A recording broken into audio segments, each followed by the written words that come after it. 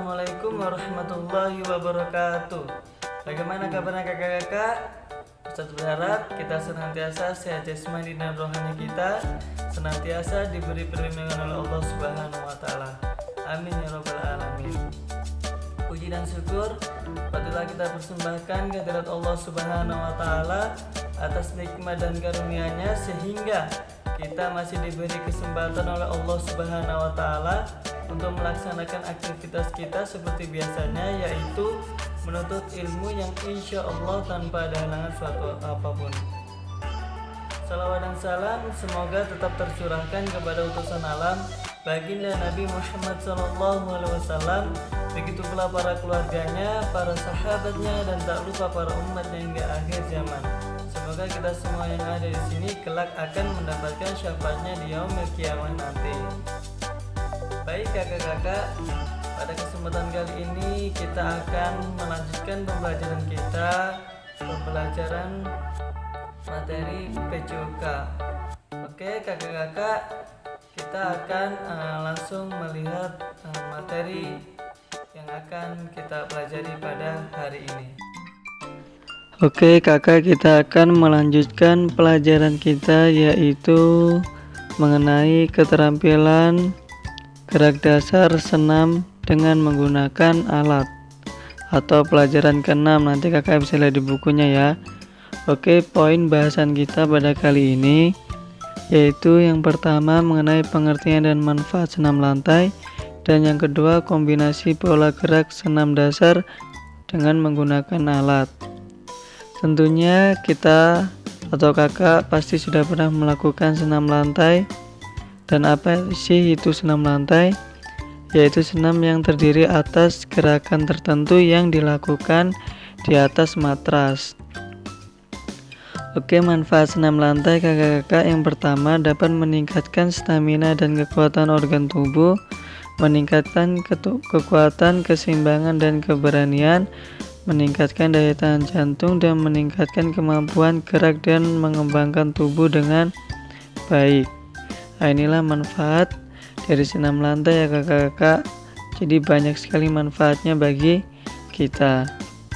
Oke, yang berikutnya ada kombinasi pola gerak senam dasar dengan menggunakan alat.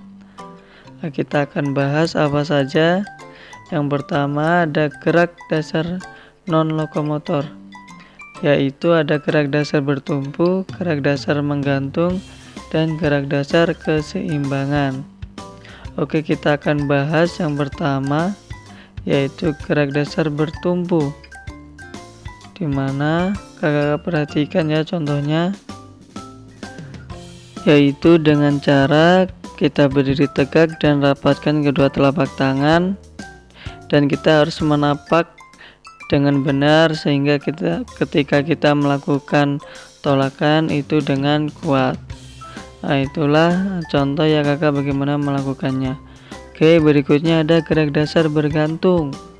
Nah, kakak perhatikan, yaitu kita harus berdiri di bawah palang, lalu kita bisa minta bantuan orang sehingga kita bisa bergantung di palang tersebut. Nah, kita tahan hingga beberapa detik sehingga kita dapat bergelantung di palang. Oke kakak, berikutnya yaitu gerak keseimbangan, dimana cara melakukannya kita harus berdiri atau bertumbuh di atas balok titan, lalu kita lakukan gerakan keseimbangan secara variatif, diantaranya dengan mengangkat satu kaki kita dan tangan kita membuka seperti sayap gitu. Nah, ini cara melakukan gerak dasar keseimbangan ya kakak.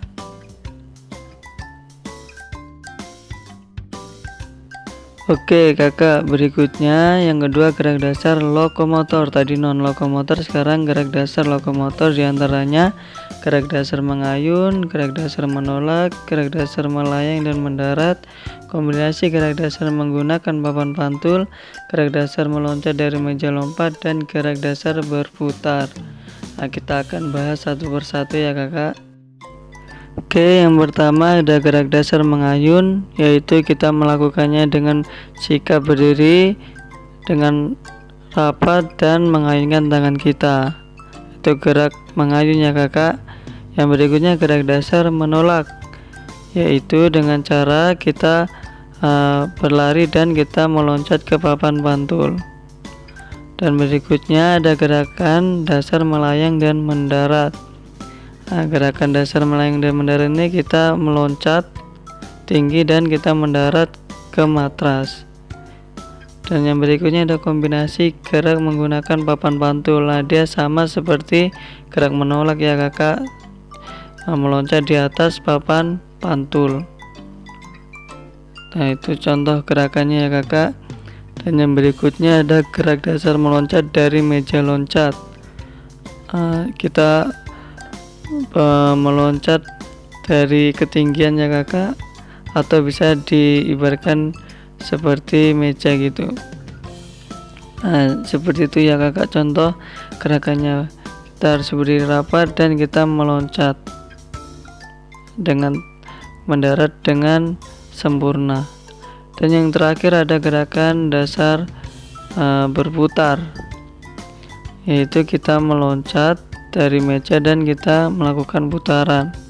Jadi ketika kita menghadap ke depan saat kita meloncat, maka saat kita mendarat itu posisi kita berputar ke belakang. Jadi kita tidak jatuh ke depan posisi kita, melainkan kita menghadap ke belakang. Seperti contoh itu ya kakak, cara melakukan gerakan berputar.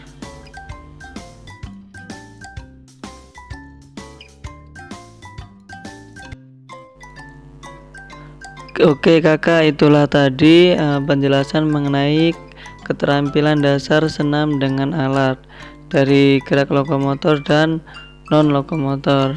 Kurang lebihnya Ustaz mohon maaf yang sebesar-besarnya. Wabillahi taufiq wal hidayah. Wassalamualaikum warahmatullahi wabarakatuh.